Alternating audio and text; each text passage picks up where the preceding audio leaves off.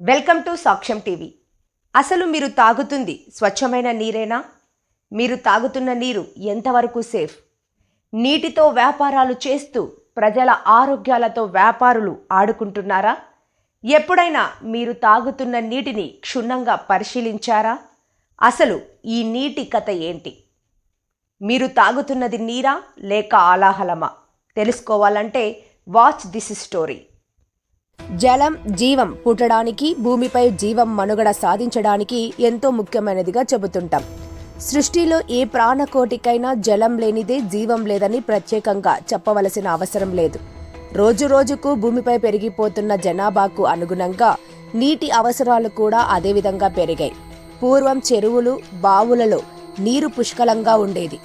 వాతావరణం కాలుష్యం, మానవుల నిర్లక్ష్యం వల్ల సరైన వర్షాలు లేక నీటి కొరత ఏర్పడుతూ వస్తోంది. అది సొమ్ము చేసుకుంటున్న కార్పొరేట్ సంస్థలు, మినరల్ వాటర్ ప్లాంట్ల యజమానులు నీటిని ఆర్థిక వనరులుగా మార్చుకున్నాయి. రోజు రోజుకు mineral water plant, fake mineral water bottles తయారు చేసే సంస్థలు పుట్టగొడుగుల్లా పుట్టుకువచ్చాయి. స్వచ్ఛమైన నీరు దొరకక చాలా మంది ప్రజలు ఆ మినరల్ వాటర్ ప్లాంట్ నుంచి నీళ్లను కొనుగోలు చేసి త్రాగుతున్నారు. ఇదే అదనుగా భావిస్తున్న మినరల్ వాటర్ ప్లాంట్ యజమానులు నీళ్లను కల్తీ చేయడం, నీటిని సరిగా శుభ్రపరచకపోవడం వంటి లోపాలతో ప్రజలకు నీటిని అలాగే సరఫరా చేస్తున్నారు. స్వచ్ఛమైన మినరల్ వాటర్ అంటూ ప్రజల ఆరోగ్యాలకు చిల్లు పెడుతున్నారు. ఇక పశ్చిమ ప్రకాశం ప్రాంతమైన గిద్దలూరు నియోజకవర్గంలో కూడా నీటి కొరతకు పెట్టింది పేరు.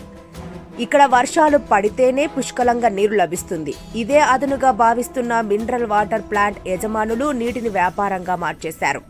సరైన నిబంధనలు పాటించకుండా, నాణ్యత పాటించకుండా ప్రజలకు మినరల్ వాటర్ పేరుతో శుభ్రత లేని, పురుగులు పడ్డ మినరల్ వాటర్ని సరఫరా చేస్తూ ప్రజల ఆరోగ్యాలతో ఆడుకుంటున్నారు.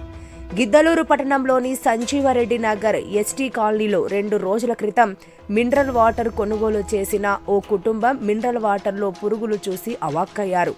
అది గమనించక 2 రోజులుగా ఆ నీళ్లను తాగినట్లుగా వారు వాపోయారు. మినరల్ వాటర్ ప్లాంట్లపై అధికారుల పర్యవేక్షణ లేకపోవడం వల్లే ఇలాంటి పరిస్థితులు నెలకొన్నాయని సామాన్య ప్రజలు ఆవేదన వ్యక్తం చేస్తున్నారు.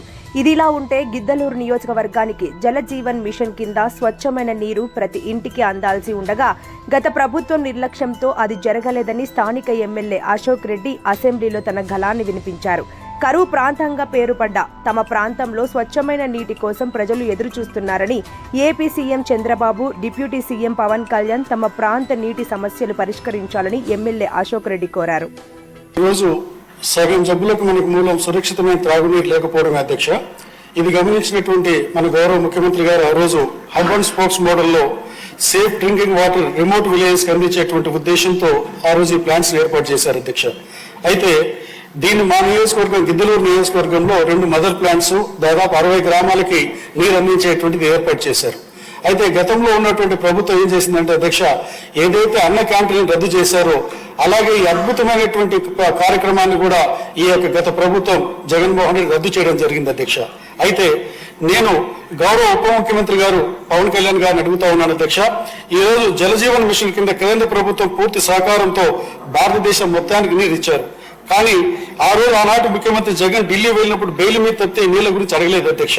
అయితే మాకు ఈ రోజు ముఖ్యమంత్రి చంద్రబాబు నాయుడు గారి మీద నమ్మకం ఉంది.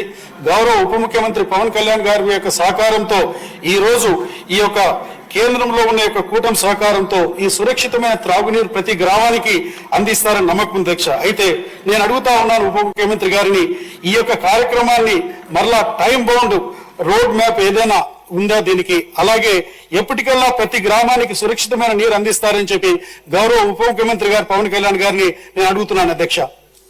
చూశారు కదా సాక్ష్యం టీవీలో ప్రసారమైన ఈ కథనం. మీకు ఎలా అనిపించిందో లైక్ చేసి కామెంట్ రూపంలో తెలియచేయండి. మరిన్ని అప్డేట్స్ కోసం మా సాక్ష్యం టీవీని ఫాలో అవ్వండి.